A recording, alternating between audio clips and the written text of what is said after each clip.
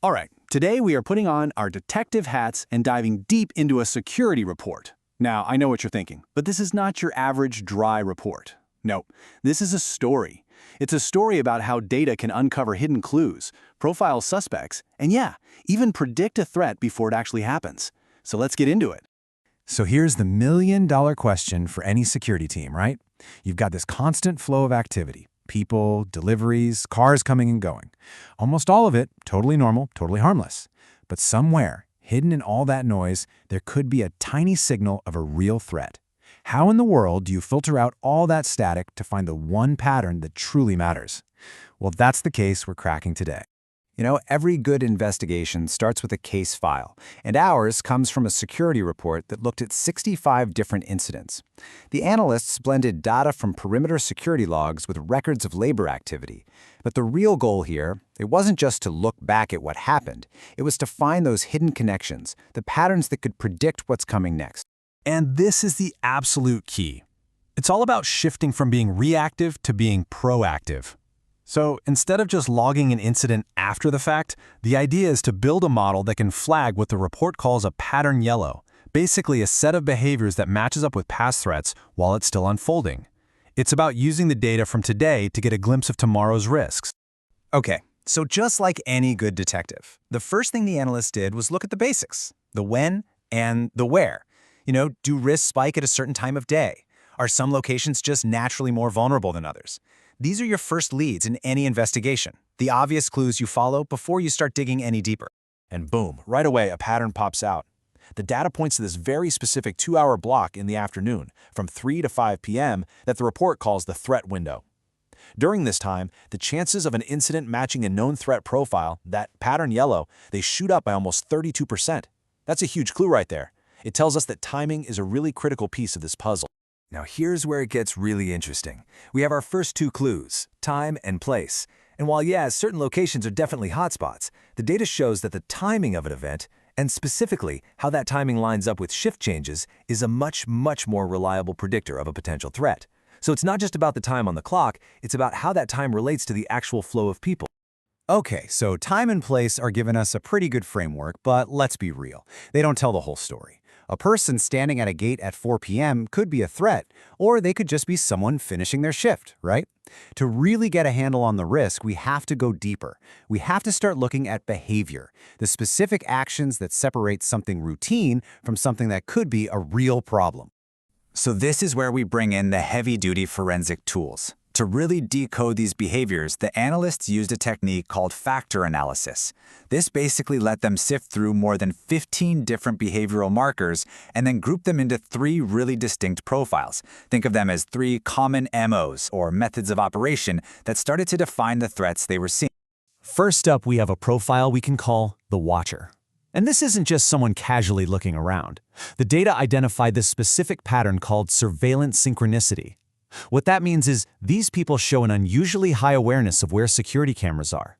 Their movements almost seem choreographed with the camera's line of sight, which strongly suggests they're actively mapping out the surveillance network.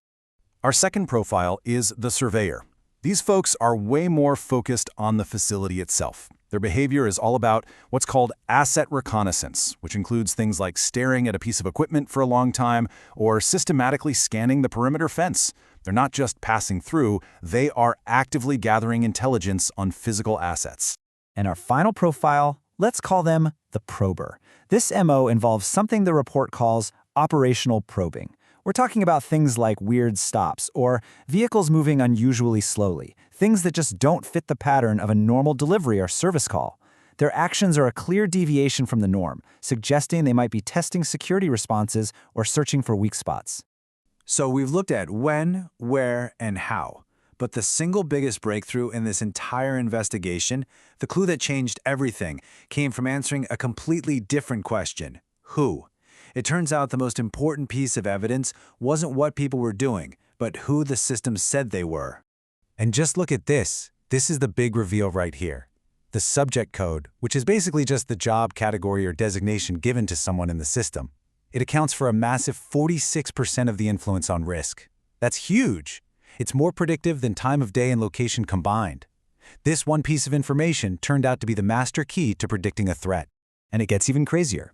For some of these subject codes, the correlation with that threat pattern behavior wasn't just high, it was 100%, a perfect match. Once a person was flagged under one of these specific codes, their behavior was statistically guaranteed to look just like a historical threat profile. I mean, that's an investigator's dream, right? A clue with absolute certainty? So here's what that actually looks like. On the left, you've got your high-risk profiles. The report doesn't say exactly what a real estate tracker or an SDPI tenant tracker is, but what we do know is that these roles showed a 100% correlation with threat-like behaviors. Now compare that to the routine profiles on the right, like housekeeping, which were usually harmless. The data just makes the distinction crystal clear. And just to really hammer this point home, here's a quote straight from the report. It really doesn't get any clearer than that. After sifting through all the variables, time, place, behavior, the conclusion was just inescapable. Identity was the ultimate predictor. This was the clue that cracked the case wide open. Okay, so you've cracked the case, now what? I mean, what do you do with this kind of intelligence? Figuring out what happened is one thing, but preventing the next incident is the real prize. These data-driven insights aren't just fascinating, they lead directly to real actionable strategies for building a smarter, more predictive security system. And here are the key recommendations that came out of the report. First, put identity-based alerting in place. The second a high-risk code like real estate tracker pops up, an alert goes straight to a supervisor, no questions asked. Second, what they call temporal hardening. Basically, beef up security controls at the gates during that afternoon threat window, because that's when the data shows risk is at its peak. It's simple, it's targeted, and it's all backed by the data. And really, at the end of the day, this is the big takeaway. This whole investigation allows for a fundamental shift in strategy. Instead of trying to watch everything all the time, which is broad, inefficient, and frankly impossible, you can now focus your resources with surgical precision on the people, the places, and the times that the data has proven matter the most. And that brings us to one last, and maybe the most important question. This data-driven approach is obviously incredibly powerful for spotting risks based on group identity and behavior. But when a system gets this good at predicting a threat before it happens, what does that mean for our individual privacy? What does it mean for the idea of being innocent until proven guilty? Now that is something to think about.